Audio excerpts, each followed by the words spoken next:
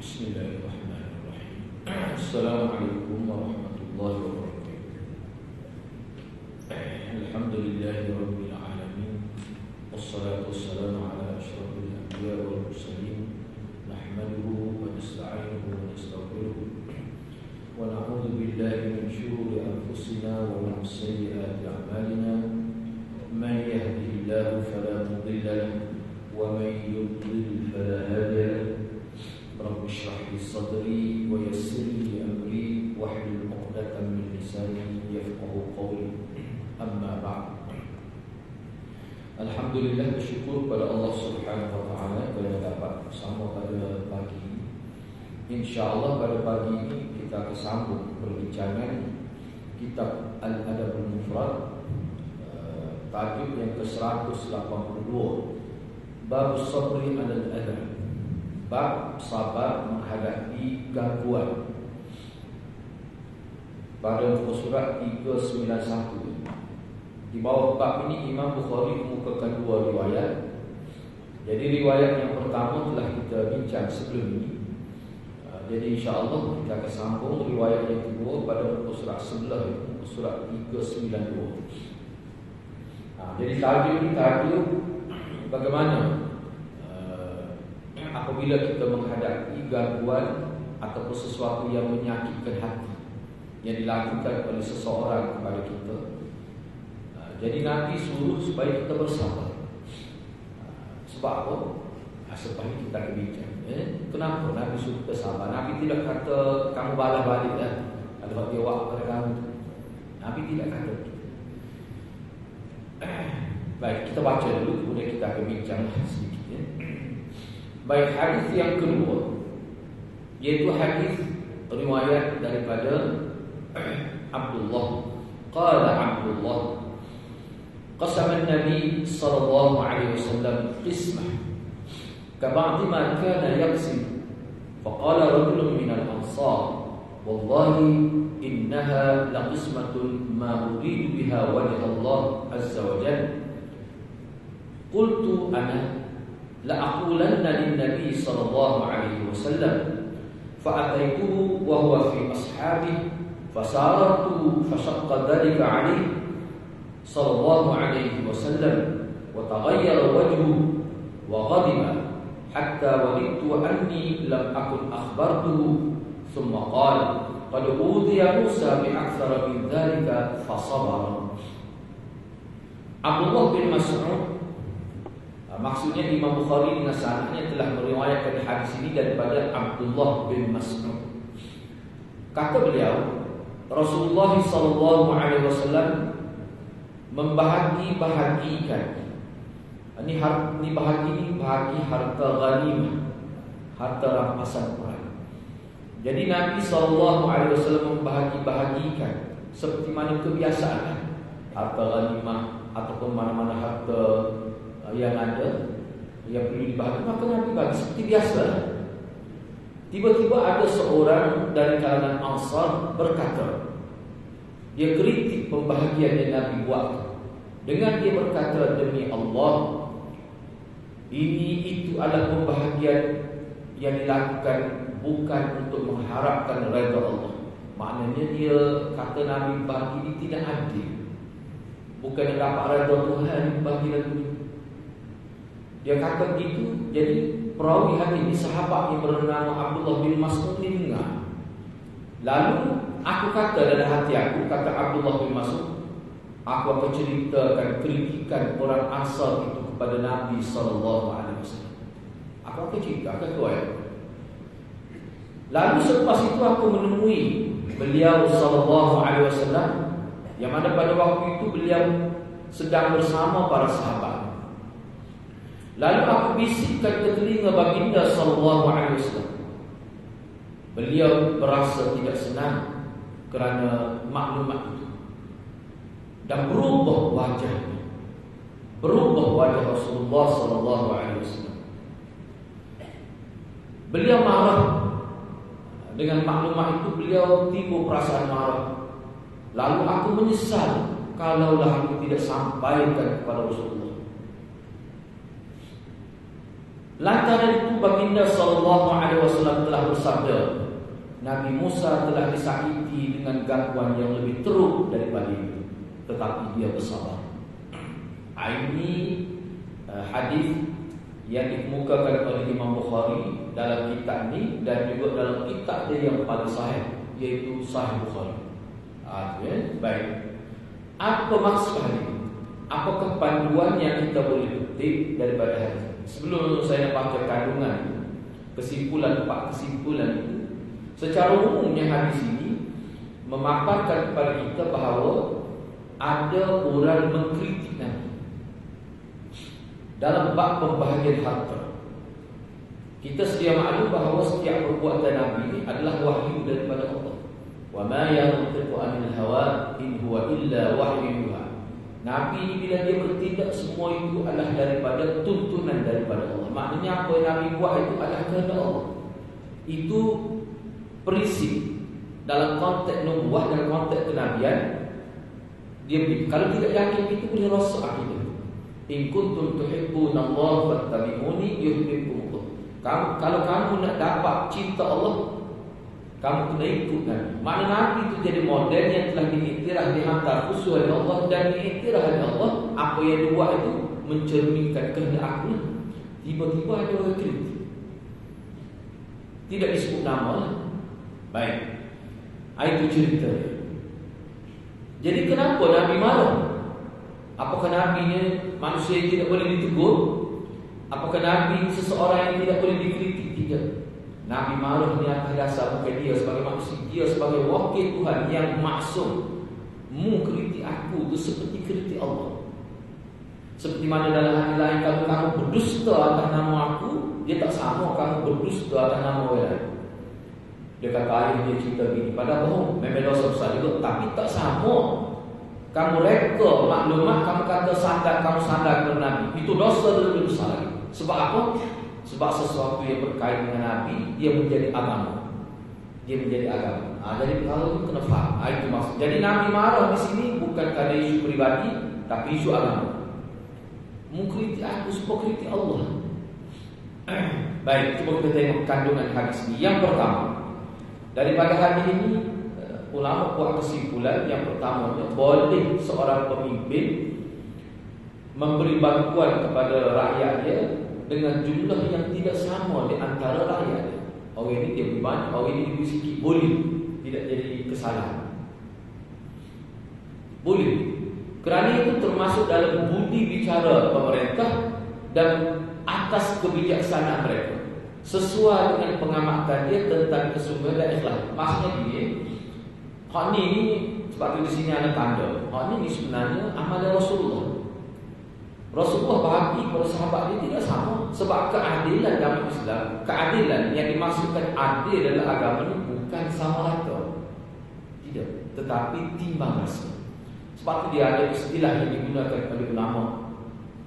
Al-adalah fil Islam al-muwasat dan musawat. Keadilan dalam Islam adalah timbang rasa, bukan sama rata.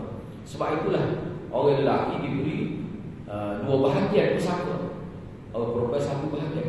Itu mana adil, walaupun tak sama. Sebab apa? Sebab melihat kepada tanggungjawab lelaki. Kita tak boleh kritik. Baik, kita kata kita nak bagi sama. Pak lelaki kata kita nak bagi sama pada adik perempuan kita, tak apa boleh. Tapi bahagi dulu mengikut hukum faraid. Ambil dulu pahala pembahagian mengikut hukum faraid. Bila sudah tentu jumlah harta semana-mana, maka abang dia tu dia nak bahagi pada adik dia semua harta dia, tak apa. Tetapi dia telah dapat pahala kerana membahagikan harta mengikut hukum faraid. Bahkan di situ kalau ada orang mengatakan hukum faraid tidak adil, boleh terjejah akibat. Sebab hukum itu jelas daripada Quran hukum lelaki dapat 2 bahagian. Sebab tu kalau kita nak bagi pada adik kita yang miskin, bahagi dulu cara faraid supaya dapat pahala. Kemudian selepas tu bila kita sudah tahu jumlah kita bagilah. Kita beri kepada adik kita. Beri semua tak apa kalau beri, tak ada masalah. Boleh pahala pada situ. 2 kali boleh pahala. Tapi kalau kita pada awal kita tidak bahagi harta pusaka tentang hukum faraid, harta kita tidak berkat mengikut ulama. Sebab apa? Sebab kita mengabaikan hukum Allah Subhanahu Wa Taala. Kita kena ingat Rugilah kita. Padahal kalau kita bagi cara faraid, tak terjejah pun niat kita nak bagi lebih pada adik kita, tak terjejah pun. Tapi syaitan, dia nak merosakkan, dia nak mengurangi pahala kita. Kita bagi selalu dah pada adik kamu, tak payah guna hukum faraid jadi 2 kali. So kita pula nak bagi 2 kali. Tengok syaitan, dia nak suruh kita jadi kurang pahala. Dia nak supaya harta kita tidak berkah. Itu perangai syaitan ini. Sebab tu hati-hati rugi pada harta pesaka tu kait dengan kematian ibu bapa kita 2 orang tu. Tak ada lepas ni peluang kita nak ambil pesaka, cara pesaka mereka hukum Islam. Hak tu kita tinggal. Maknanya orang Islam kita. Sebab ni dia akan mati. Boleh dikatakan ramai yang tidak patuh pada hukum faraid. Setengah-setengah dia menipu pula dah harta faraid. Dia tidak istihar. Rupanya ada lagi harta lain dia tak bagi tahu. Banyaklah mungkin dalam masyarakat kita. Kena ingat ada hukum faraid, harta pusaka ni adalah milik orang yang berhak. Kalau kita ambil harta itu misalnya mak dia, mak dia dia tipu harta pusaka, dia akan haram sampai bila-bila, sampai kiamat akan dosa. Sebab apa? Ini jelas. Dia pakai kaedah ad-dararu la yuzalu qadiman. Sesuatu yang mudarat, sesuatu yang tak betul, sesuatu yang kesalahan, kalau tidak bertobat, dia berdosa sampai hari akhirat. Sampai bila? Cuba bayar seorang ibu tiri, ni banyak berlaku ni. Anak pun tak mahu sebut secara khusus anak. Aku tahu ada berapa kira. Kita nasihat dia tak dengar. Jadi bila suami dia meninggal, mana suami dia meninggal harta yang banyak. Dia sembunyi ke sebahagian harta. Disembunyikan. Ada sesuatu dia jual. Macam mana dia buat? Allah. Orang kampung semua tu. Lepas tu duit cash tu ada dalam simpanan tu dia beli dia punya barang emas dia dan sebagainya. Bila berlaku satu kematian, semua harta tu sudah menjadi milik pewaris. Itu tak ada khilaf di kalangan ulama. Tiba-tiba bila dia buat begitu, katakanlah dia tidak bertaubat atau tanah tu dia jual, dia akan berdosa sampai bila-bila. Sampai kiamat dia akan berdosa. Sebab mengikut kaedah sesuatu yang tak betul, lama 1000 tahun dia tak akan jadi betul dengan sebab lama masa. Seorang yang tipu tanah dia, bila tidak dikembalikan kepada tuan dia, sampai kiamat dia akan menanggung dosa selagi tidak dikembalikan. Itu kaedah agama juga kan? Sebab itulah isu tanah ni isu yang sangat kritikal dalam agama. Sebenarnya anak cucu ni tak tahu cerita. Rupanya harta pusaka tanah tu untuk dia tipu, untuk dia akan berdosa. Anak cucu dia tak tahu. Sampai bila-bila. Sebab itulah ulama sebut kalau kita isu tanah ni isu pusaka tanah ni sebenarnya sangat besar. Banyak dia harta dia jual dia pula. Jadi makna sampai mana tak akan berlaku dikembalikan milik orang lain. Tak akan berlaku. Maknanya tahu kalau dia taubat, kita tak terima sebab taubat yang melibatkan harta orang mesti dikembalikan.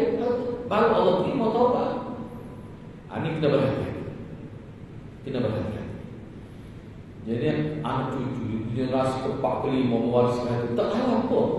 Kita tak berdosa. Tapi tok kita yang tipu harta dia akan menanggung dosa amat berat. Jadi kalau puasa dia ibadat lain tak mampu nak menampung dosa dia tipu tanah orang, kemungkinan besar dia akan tak dapat masuk syurga. Boleh jadi masuk neraka, boleh jadi. Kalau kesalahan tanah itu besar dan amalan-amalan ibadat tak mampu nak menampung dosa, berat. Kalau seseorang tidak menuntut orang sampai mati, bila dia mati tak ada dosa. Setakatnya ada betul ada dosa. Sebab itulah setengah ulama dia guna istilah seseorang yang tidak bertaubat dalam mati dalam keadaan dia kekal ada dosa menzalimi orang lain. Dia tidak bertaubat. Misalnya dia menzalimi seseorang dari sudut dia tipu tanah, tiba-tiba dia meninggal dalam keadaan tak sempat nak bertaubat, harta pun tidak dikembalikan pada tuan dia. Ini orang panggil dosa jariah. Bukan pahala jariah, dosa jariah. Na'udzubillah. Begitu juga ulama sebut dalam kitab seorang yang mengajar ajaran salah dan dia ada pengikut dia mati, ajaran salah itu masih lagi diamalkan oleh pengikut dia akan dapat dosa jariah. Dia mati dah tapi Dosa itu sentiasa dicatat dalam buku amal. Bukan ada.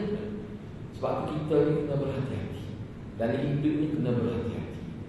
Sebab masa depan kita yang sebenarnya adalah hari akhirat. Bukan dunia. Dunia bukan masa depan kita. Dunia adalah tempat kita hidup sementara. Sebagai satu perjalanan menuju ke hari akhirat.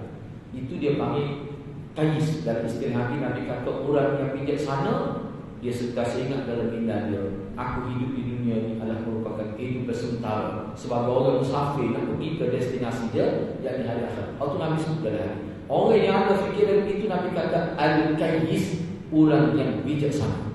Itulah orang yang bijaksana. Baik, cuba kita tengok. Jadi pembahagian yang Nabi buat ni adalah dalam istilah dia muasa, timarasa. Okay, pernah dalam kisah lain ada Nabi bagi harta ghanimah ke satu lembah kepada seorang ketua kaum yang mana dia dulu berjuang sama Nabi. Nabi bagi pada dia banyak tu kambing satu lembah.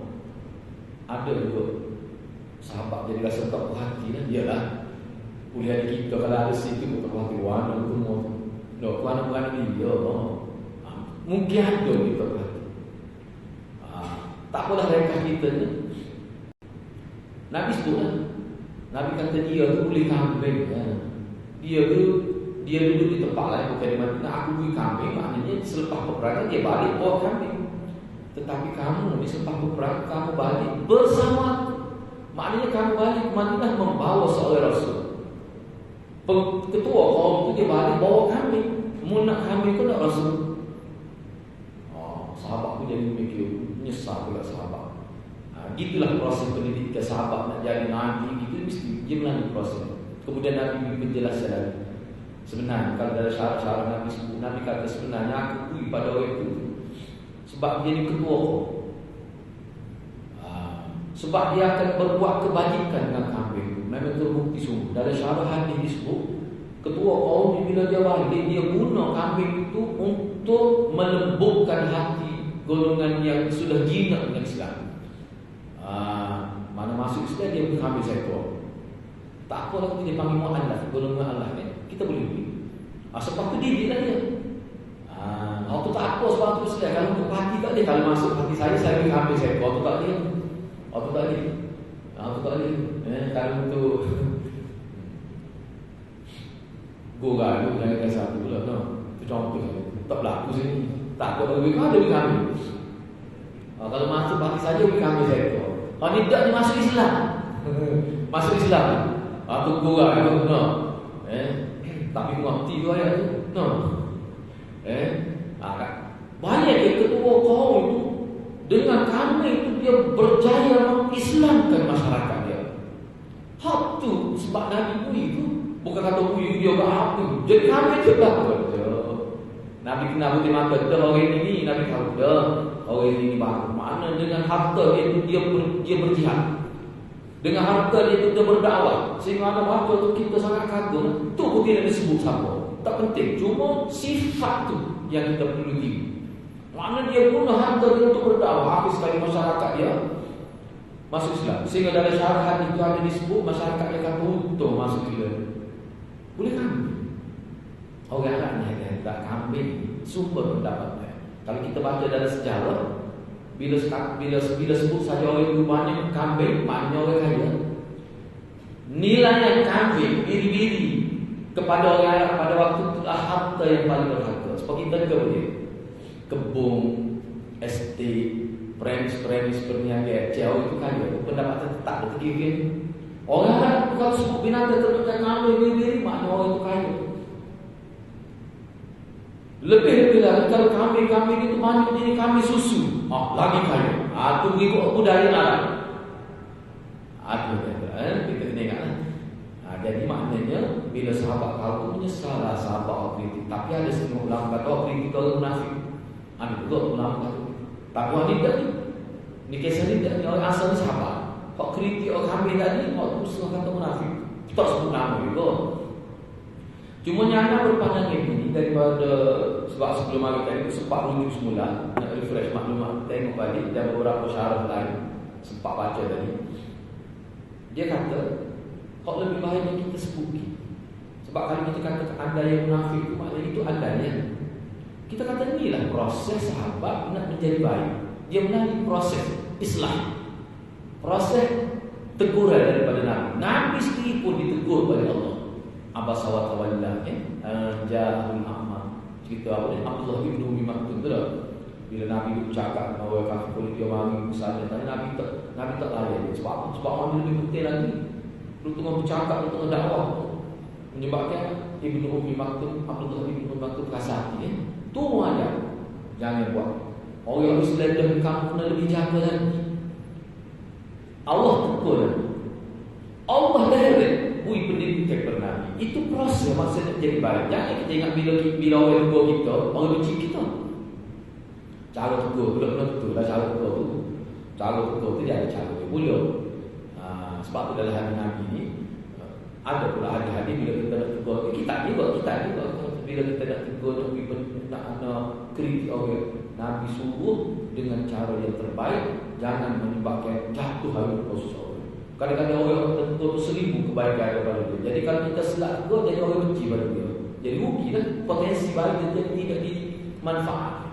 Sebab tu nak tegur dengan cara terbaik. Kalau tegur tak kena, tidak mengikut disiplin agama, tak boleh pada. Tak boleh pada. Gitu. Yang kedua, dalam hadis ini terdapat pelajaran yang sangat berharga bagi pendakwah, yaitu mereka hendaklah mengabaikan, tidak mempedulikan kritikan orang-orang yang jahil, serta tidak mengambil hati di atas kata-kata orang kritik dia. Sebagai seorang pendakwah, dia kena mempunyai hati yang kental. Orang kritik dia, manusia dia, kita waktu utama mana dia kritik. Manusia memang itu kena terima hakikat. Kita buat bahaya setara mana ada yang kritik. Kalau kita nak mengambil kira orang kritik, patut kita pun jadi lemah semangat, tak akan berjaya gerakan dakwah kau. Tak akan berjaya. Semua buat kawan-kawan kerja lain pun orang kritik. Tapi yang kritik kau itu kita kena jadi perkara yang untuk kita fikir. Bila orang kritik mikirnya ada pada dia. Kalau kita terima, itu pendidikan. Tetapi kalau dia kritik, tentu bukan kritik pun sebenarnya lebih pada mencaci, lebih pada keji. Fa'al anil jahilin. Peduli tu, jangan campur dia. Jangan jadi penghalang kritikan dia untuk kita gerak maju ke hadapan. Itu maksud dia. Sebab tu Nabi SAW, Nabi tetap bagi. Nabi tetap bagi tak sama. Sebab tak sama tu bukan makna zalim, adil. Nabi tak beri pada orang kaya-kaya tu sana bakar. Cuba ya, kata dia Nabi beri pada sana bakar. Cuba ya, ada Nabi beri tanya pada sana bakar? Ada? Tak ada pun dia. Kok dia ambil dengan sana bakar? Tak ada. Sana bakar beri habis-habis tu. Padahal kita tengok ada Nabi bagi tanah, ada pada sahabat-sahabat Nabi. Kan dia sahabat orang miskin, tak ada tanah, tak ada umum. Nabi mana? Ni dia berjual lah. Dan Nabi mana? Nabi mana? Bila anak panah itu jatuh, Nabi kata bermula daripada kaki aku sampai anak panah jatuh. Itulah tahu tanah mengambil. Kita kata, jauh. Dan Nabi panah itu tidak digahanan, tak boleh maju. No. Dia kita kena ingat. Kenapa? Kalau kita baca hadis, mana-mana orang yang Nabi beri tanah, kalau dalam 2 tahun, mengikut ulama 2 tahun dia tidak guna tanah itu, Nabi Ali SWT. Betul Nabi beri tanah itu. Kalau dia tidak membangun ke tanah itu, ternak binatang itu, dia buat tanah untuk terlibat dengan pertanian, ataupun dia buat rumah dia ke situ, dia tak guna pun. Nabi akan ambil semua tanah. Bapak tak ada faedah. Orang lain, bukan orang lain. Itu Nabi bertindak atas nama kerajaan. Maknanya isu tanah di kerajaan bebas. Dia boleh buat peraturan asalkan jangan ada unsur kezaliman. Kerajaan boleh buat. Orang panggil tanah kan? Enggak. Tak. Patut orang yang berjasa boleh kerajaan beri tanah. Misalnya orang yang minta, ada beri tanah. Tapi pendakwah-pendakwah ni dia beri kena kancing gitu lah. Tapi orang nak tengok. Kalau anak-anak tak betul orang mikir. Jangan anak pergi kotak-kotak agama. Semua kotak agama kita bilang. Banyak kalau kita baca kitab ulama, setengah ulama kita tu mati, tak ada umur. Duduk nyewa, dulu tutup petang dulu.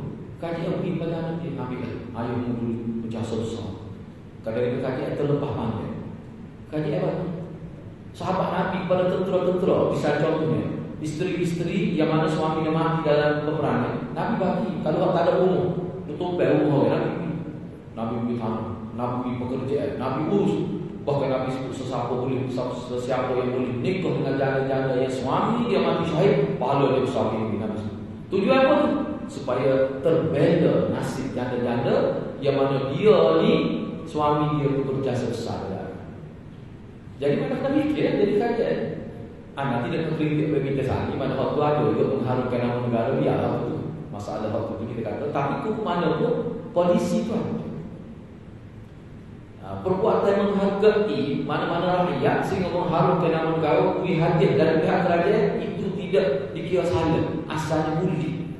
Nabi buat itu, cuma ada kita tengok jasa keselamatan. Jadi kita tak boleh berdengki lah. Tak boleh berdengki, oh sudahlah dia berharga kaya dah. Sekali ni itu contoh apa harga tu. Apa tu kemudian kita fikir kemudian, tapi asal tu ada. Adalah agama boleh. Misalnya kita kata bui, misalnya bila orang besar kita kata bui hadiah dan sebagainya, itu tak salah dalam agama. Nabi ada buat itu. Misalnya saya normal ni hanya ini kita perlu fikir. Saya normal ni kenapa keluarga Rahmah masuk Islam? Padahal selepas zaman hijrah dia duduk di Madinah, tapi kenapa Rahmah keluarga dia masuk Islam selepas itu? Salah satunya kerana Sayyid Umar dia tidak memutuskan silaturahim dengan keluarga dia. Kok kapi-kapi ni pun. Lagu mana cara silaturahim dia? Sentiasa dia hantar hadiah-hadiah kepada kaum kerabat. Misalnya pernah Nabi berikan sudra kepada dia, dihantar pada keluarga dia. Jadi keluarga dia tidak Islam pun dia kata, Umar ni kan sama kita, tak putus hubungnya walaupun berbeza agama. Itu orang paling akhlak. Itulah yang paling akhlak. Akhir sekali lembut hati dengan reda hati terima Islam. Dan disebut kalau itu dalam kisah Sayyidina Umar. Kita pun begitulah. Sebab tu akhir-akhir anak kita yang hadis buat apa, Nabi kata sesiapa yang orang yang tidak layan, orang buat berubah dia, tapi dia tetap dihubungkan silaturahim dengan orang itu, itulah silaturahim yang paling besar ada. Kita lebih baik dengan orang baik kita ni biasa tu. Tapi orang baik kita buat baik kepada dia. Kita buat kenduri kita panggil, padahal dia gelih budak kita. Nabi kata waktu lah besar pahala. Tu silaturahim peringkat pertama. Nombor satu. Apa baik dia buat? Kalau kita anak panggil dia umum tahu 2 kali mati, 2 kali hidup, aku tak mandi dia. Tu harum. Tu dia bahasa tu kalau bahasa Kelantan dia panggil mati hidup kelip tu mati. Dia kena tu je lah. Apa tu? Kita ikut perasaan. Tapi pahala nak buat tu. Kita tegur assalamualaikum tak jawab. Kita nak panggil dia orang ikut nerima kita. Tapi kata kalau kita panggil, kau tu paling besar. Apa? Manusia ni ada dia akan memiliki. Yang panggil semua aku dia. Kadang-kadang raya kiri hanya kita juga buat udun nak kita raya. Orang lelaki dia akan jadi baik, dia akan jadi memiliki. Manusia dia kalah dengan akhlak baik.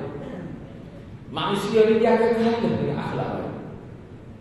Bila kita tunjuk akhlak baik dalam semua keadaan, manusia akan kalah. Manusia dia akan kalah dengan akhlak. Hak jadi badan sebab sama-sama betul. Sama-sama betul. Dia kata kita kata kita berhati. Itu badan. Sebab itu dalam kimia, dalam As-Sayyid Murajjah syarah, dia kata sebab itu kalau kita tengok Nabi bila orang buat buruk, justru kita buat apa-apa. Sebab nak tutup supaya kejahatan tidak berkembang. Karena balas sekali itu apa? Sebab kita tak layan. Orang cerdik ni dia tak layan balas. Tengok orang kata cek dia salah nanti kesenyap tak jawab dia malah bahasa banyak lagi dia tu orang cerdik. Kalau kami nak jawab tu, lu ambil masa begitu, tak ada fikir lain. Orang cerdik dia tak akan menempatkan posisi dia dalam keadaan. Hak tu sebenarnya maksud. Orang kata kita senyap sesat sekali. Kita memang nak malu. membuat-buat dalam kita pada juga kata asal tak kita nak kata dia cuba kita boleh pahala besar tu sama dan perbuatan yang berhenti setakat dia tidak jadi besar. Kadang-kadang orang kata kita jadi berubah, jadi berubah. Oh kata aku kata kata semua ada resu tu aku dia waktu orang yang kami ni ada akhlak dia ada kekuatan atau ni ada.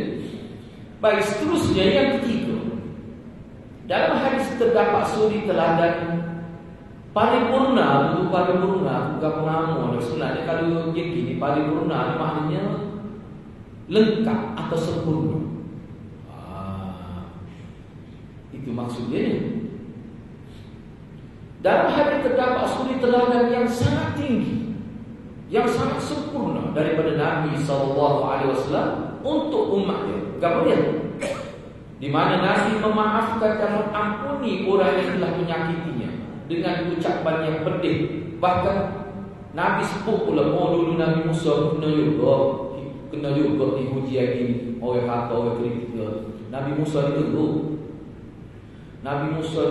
kena. Selain daripada dia dituduh macam-macam, ada juga orang serai fizikal minta maaf Anas sebab ni hadis ni. Anas serai sebab dia hadis. Dia kata Nabi Musa batu dia usah belah. Dia kata. Dia dulu masuk sini mani kalau lagi bau ke ada kan kata betul tak? Hijau bodoh lah tu. Kalau bodoh sekarang tu semua politik lah. Kalau bagai tu nak. Nabi Musa bau itu dulu. Dia kata dia batu dia usah belah. Dan hadis ni Anas sebab ada hadis. Kecoh dalam masyarakat Nabi Musa ni bahawa dia tak mandi bersama kita di sungai sebab dia tubuh dia cacat. Batu dia tu susah betul. Zaman dulu mandi lanjut sama-sama lagi harus tidak biasa syariat dulu. Jadi biasa kalau itu mandi lanjut dia kata di tempat di osis di kawasan di telaga mana kawasan sungai sama-sama lelaki lah. Nabi Musa juga dia macam dia tak sedar walaupun dia tubuh dia tidak lebih tapi bagi seorang Nabi itu dia lebih tinggi daripada orang lain. Dia punya Nabi dia tak sedar. Akhir sekali masyarakat dia tu sebab batu dia usah belah. Orang percaya masa itu tuduh itu bila tengok Nabi Musa pakat ketawa bahawa dia ada kecacatan pada kemaluan dia.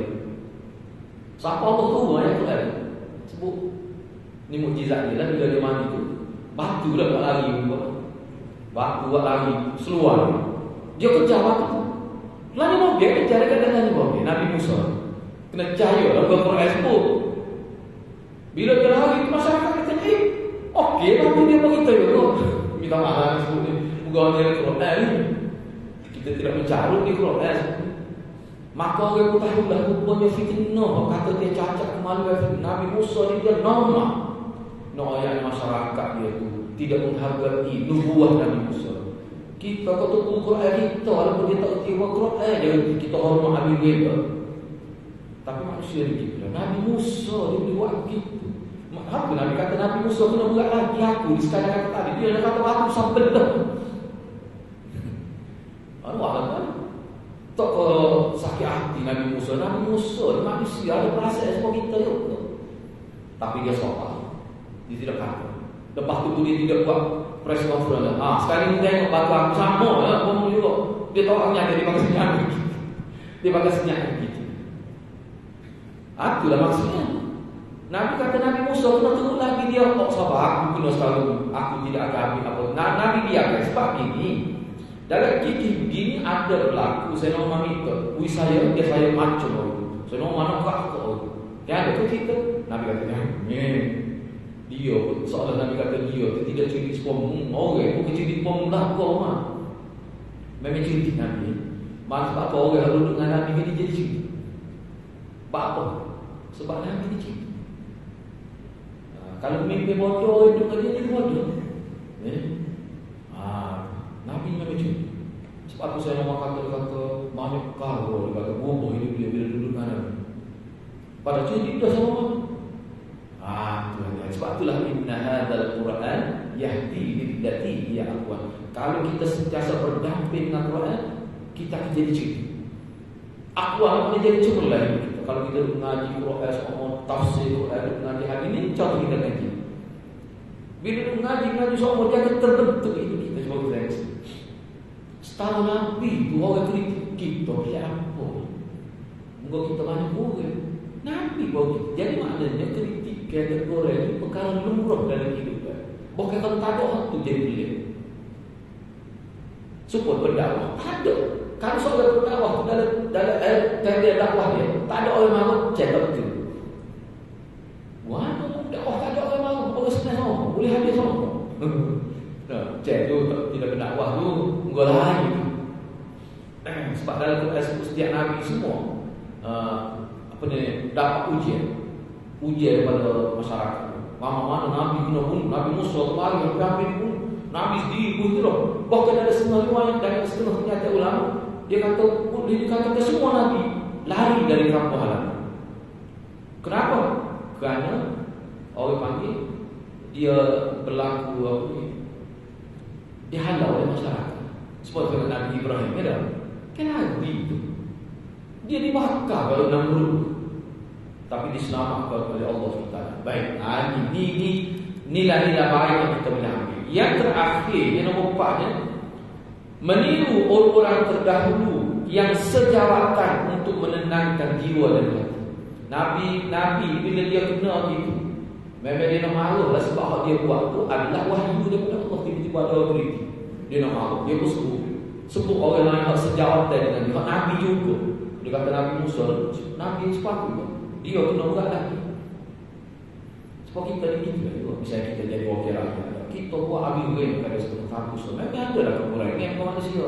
Tiba-tiba orang kritik dia kata YB tu kena buat pada aku kerana dia tu ni tujuannya nak supaya kita nak motivasi diri kita sendiri. Jangan jadikan kritik kau sebagai penghalang untuk kita buat baik. Jangan. Tapi kena yakin kalau kita buat ni baik. Kalau memang kita buat tak baik, tu kena fikir bila orang kritik. Betul tu kita kena fikir. Kadang-kadang kritik kau orang betul. Allah anak ayat-ayat kebaikan. Tempoh anak mengajar mau kritik. Kadang-kadang orang kritik betul. Kita salah. Contoh. Memang satu anak silap. Kalau kita tegur, kita tahu. Anak kuliah di masjid Syarif itu Kelantan. Anak sebut, anak kata dalam satu peperangan. Ni dalam Quran sebut bahawa ada sahabat-sahabat Nabi dia sanggup bunuh keluarga dia sendiri kerana Allah. Ni isu ni dalam jihad fisabilillah dalam Quran. Maka disebutlah saya nampak ni pernah dia nak bunuh anak dia sendiri dalam peperangan Uhud. Anak dia cerita Abdurrahman. Masa tu dia tak Islam kan? Ayah dia Islam. Tembok dalam peperangan Uhud. Dia kata ayah dia metu mari nak ketak dia. Bukan. Lepas tu tak cerita ayah dia sendiri. Pak anak dia Abdurrahman itu satu kes ni. Pak kini kira ayah dia. Anak sebut gitu. Sebenarnya Abdurrahman itu anak sebut dia nak bunuh ayah dia sebab ayah dia kafir pada waktu. Siap nak dah buat. Klik kuliah tak ada sampai dulu. Ada orang tanya Ustaz, minta maaf Ustaz, anak-anak kena semak rumah. Tidak kaya saya doakan dia mati di Mekah. Kita pun anak pun kata dia sebenarnya rumah-rumah ni saya ambil dari kitab ni. Ya Ustaz, aku silap sebab setahu saya ayah dia mati Mekah. Memang mati dalam Islam. Ayah dia Islam. Ayah saya doakan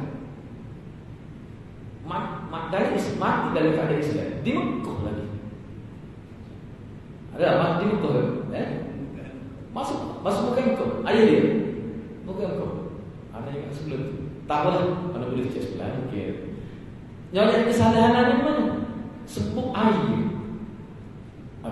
Anak aku klik semua tengok semua dah rujukan buka klik tengok betul semua. Sebab apa? Enggak bahasa Arab kan waladun anak kaluan itu kerana hadis. Bahasa Arab ni kaluan anak. Waladun panjang wa jadi alif. Kita tukar macam mana boleh nampak ada alif? Tak ada alif. Waladun nama Abdurrahman dia. Bukan walidah mana dia. Betul ni. Bagi betul ni. Benar-benar begitu boleh berlaku. Kadang-kadang orang kritik itu benar-benar kritik orang jenis presiden itu ada tak betul ada. Tapi ada betul. Jadi mana kritik kau ini kena tengok. Kenapa betul? Kalau tidak lah, dia kena bunuh hari dia. Padahal tidak gitu. Begitu ya. Masa sampai ke anak kita. Tak apalah boleh saya mau bagi nanti. Tapi hukumannya pun kesilapan yang nyata. Kadang-kadang begitu kita berisah. Salah terjemahan misalnya boleh berlaku. Salah terjemahan. Itu hebat. Ulama ini salah. Tulis kita misalnya. Nak ayat salah itu boleh berlaku. Kadang-kadang benda tak masalah. Benda orang panggil benda asal berisah. Ada dia soal ulama dia tulis buku. Anak terbaca diri itu bukan semua. Dia tulis buku berkenaan ibadah haji. Buku dia terjadi rujuk ke orang. Bila dia buat haji dia salah. Dia nak tahu nak masuk apa ni? Hiji semua. Hak lucunya dia sendiri cerita aku tulis kitab haji. Tiba-tiba beli haji dia sila lagi masuk ke hiji Ismail masa nak tahu. Ke hiji Ismail tu kabur lagi itu. Bodoh ke. Bodoh ke ni. Kata pakcik tak boleh masuk pun ni. Bodoh tu, dia pukul bodoh tu. Dia tanya bodoh tu, kalau kita kecil awal tahu kan? Bodoh kata saya baca kitab. Nak kitab juga kan? Kitab apa dia tu? Dia tak payah lah. Kitab pakcik tu dia tak payah gitu. Malu kau okey lah kau yang itu kan? Dia tak payah. Tapi dia lepas tu dia cerita. Dia kata lemah manusia. Saya tu dia kitab. Bodoh tu boleh tahu dia baca kitab saya. Tapi saya lagi masuk ke hidup Ismail Muhammad Kamal. Jadi akhir sekali dia tengok kerdil kita manusia. Jadi insah dia kan.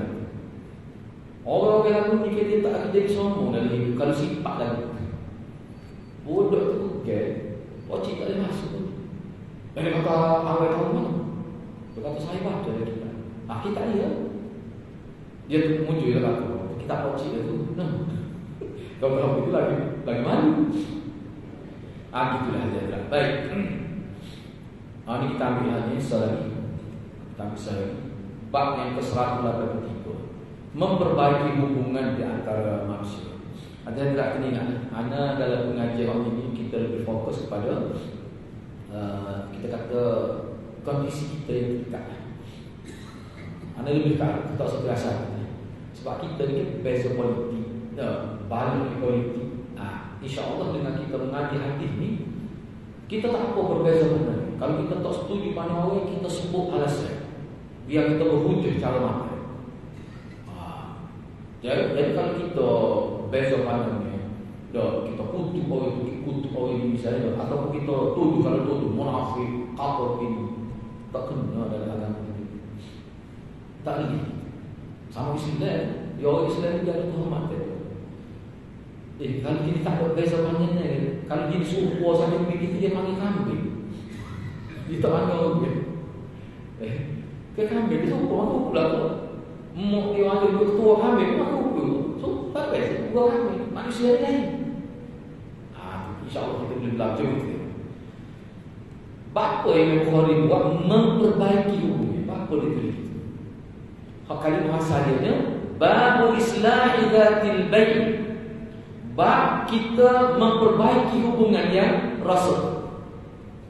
Bila berlaku balas kena ada usaha. Baik. Ni orang Melayu kita lah ni tidak besar. Menyebabkan kita kata orang lain dapat kelebihan. Sebab apa? Sebab Melayu berpecah.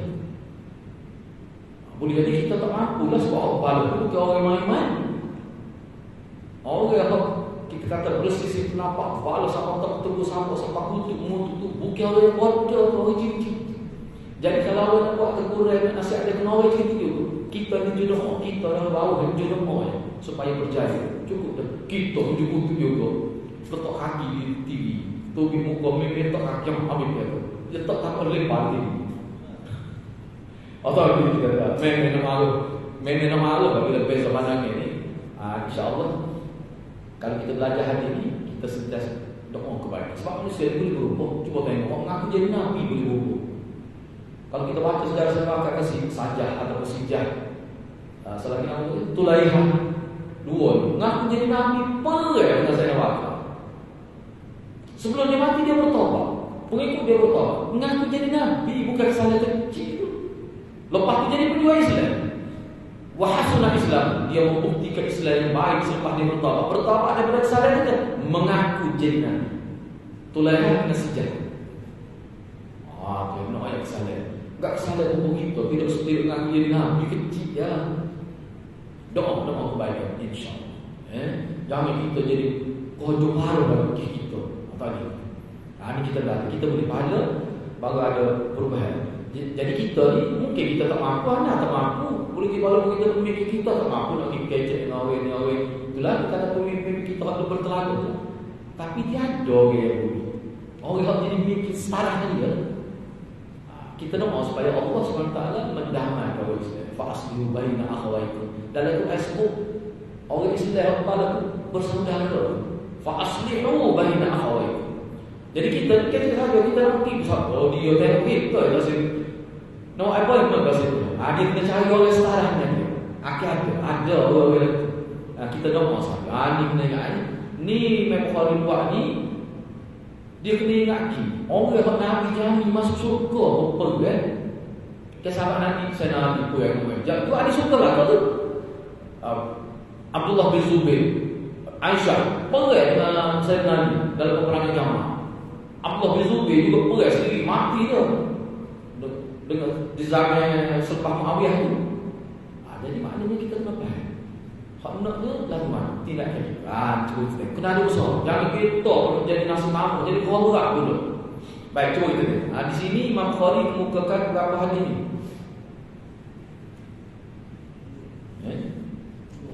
Dua hadis. Dua hadis. Kita misal apa namanya? Cuba kita lihat. An Abi Darda.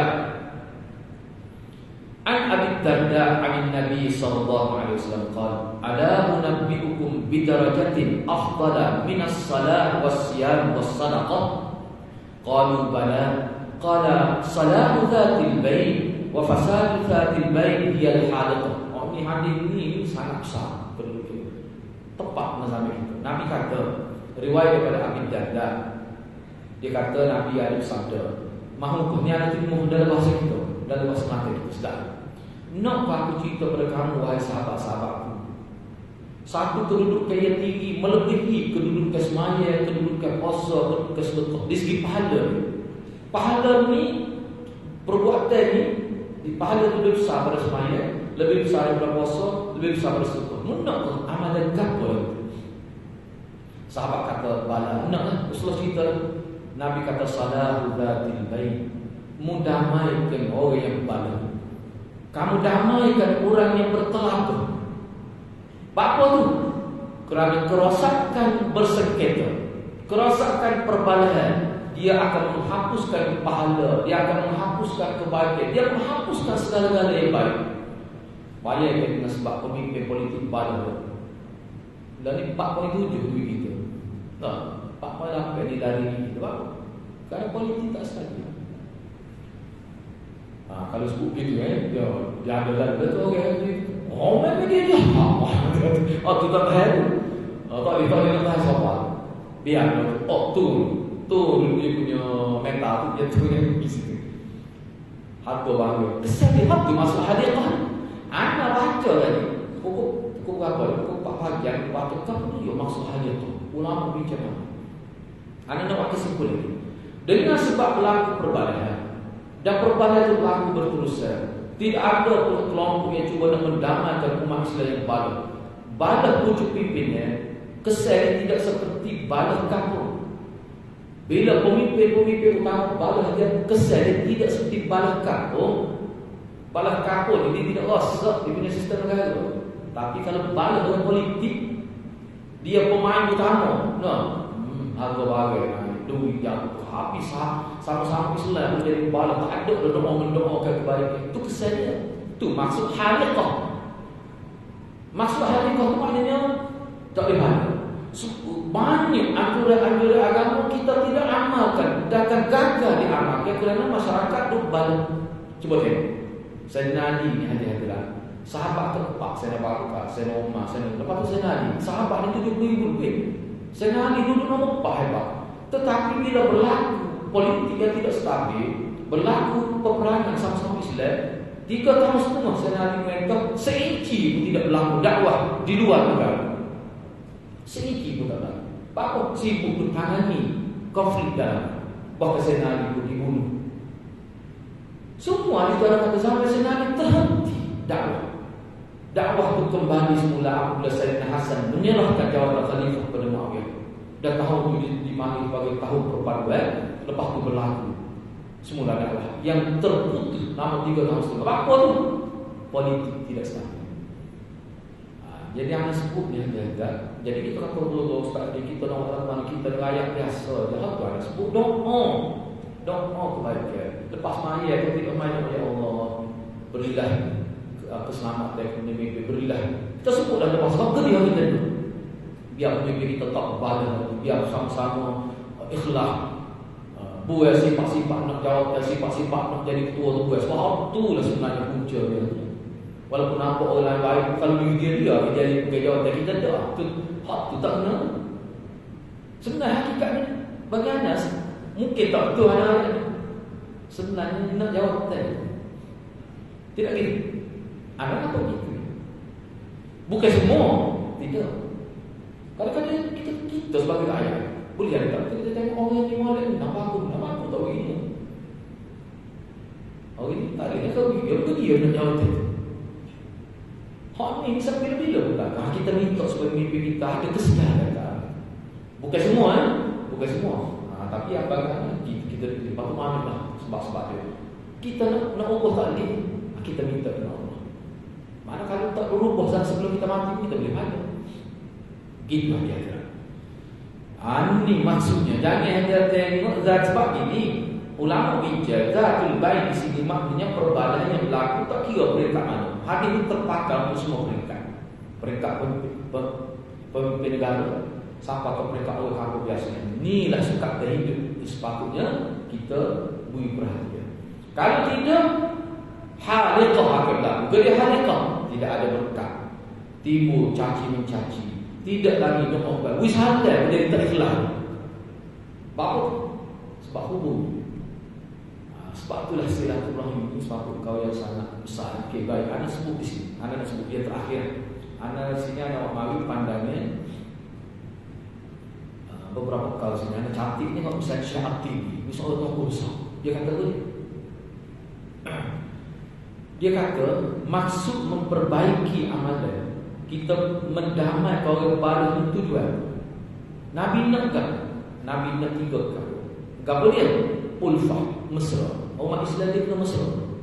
Ikhlas, yang kedua, dia nak mahabbah, timbul rasa sayang pada orang lain. Lepas tu selagi dia nak ittifaq di mana bila fikir kita fikir hal lain, tidak fikir kita saja. 3 perkara ni tak akan dapat kalau balik. 3 kali tak akan dapat. Mohon mana ni dia. Ulfah, mahabbah dan ittifaq. Syekh Tibi kata kalau seorang itu bertelingkah berbalik 3 perkara ni yang menjadi teras dalam masyarakat akan hilang.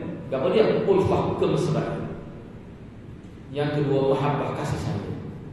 Yang ketiga, ittifaq. Orang panggil bila buat sesuatu dia fikir juga kepada hal lain. Dia tidak fikir dia saja. Benda ni tak akan berlaku kalau balik.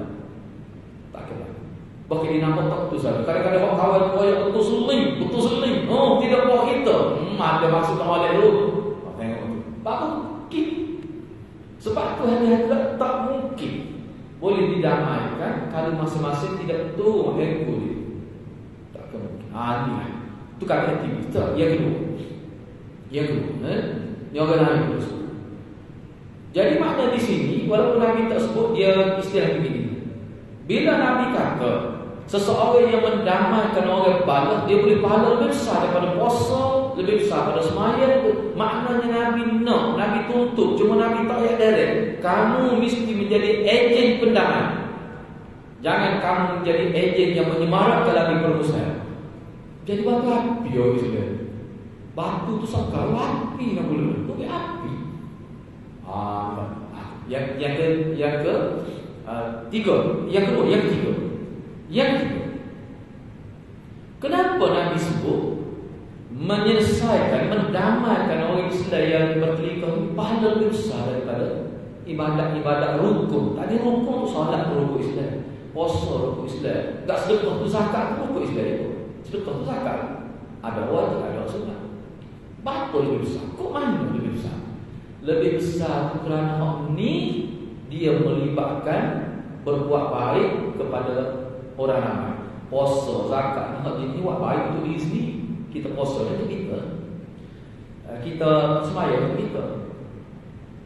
Bila kita mendamaikan, kita buat baik untuk orang. Maknanya Nabi ayat dia buat baik kepada orang, dia besar. Satu. Yang kedua, kenapa Nabi tekan sangat kita kena damaikan? Sebab bila berlaku perdamaian, barulah dia turun rahmat Allah. Turun rahmat Allah. Itu kena ingat semua. Sebab kehadiran nak beza parti politik dah kira. Itu dibenarkan dalam agama. Nak beza balik NGO lah tak apa dibenarkan. Tapi kita kena faham sama Islam ni, dia kena memikir dia cara alam. Orang kita ni berbeza balik NGO nya anak nikah tak boleh. Hak lelaki tidak terlibat dalam NGO. Tapi ngapa pula ya? Anak boleh anak itu. Hak tina ni dia terlibat dalam satu badan NGO Islam. Bila nak nikah tak boleh apa sebab lelaki dia tidak jemaah kita. 2 tahun tertunggu berkahwin. Kedua-dua ni anak boleh anak. Anak apa yang kata tak boleh? Bila sama akidah nikah. Apa yang buat? Tu bukan hati lagi tu NGO baru tu. Na'udzubillah min zalik. Maknanya di situ dia telah dipergunakan oleh iblis dan syaitan. Na'udzubillah min zalik. Minta berlindung kepada Allah supaya kita tidak ditipu oleh syaitan. Siapa kata hati. Gitulah. Jadi hari ini dua itu kita bicara juga. Jadi kesimpulan dari usaha pada perbincangan kita ni, kehendak agama kita adalah kebaikan untuk kita dan juga kepada orang lain. Waktu kehendak agama kita. Kalau kita buat apa, kita boleh pahala lebih besar kalau kita sembahyang. Kita boleh pahala lebih besar pada kita berpuasa. Kita boleh pahala lebih besar pada sedekah-sedekah. Sebab apa? Kita mendamaikan orang Islam. Mudah-mudahan Allah berkati kita semua. Aku lu qouli hadza wa astaghfirullahal azim li wa lakum. Wassalamualaikum warahmatullahi wabarakatuh.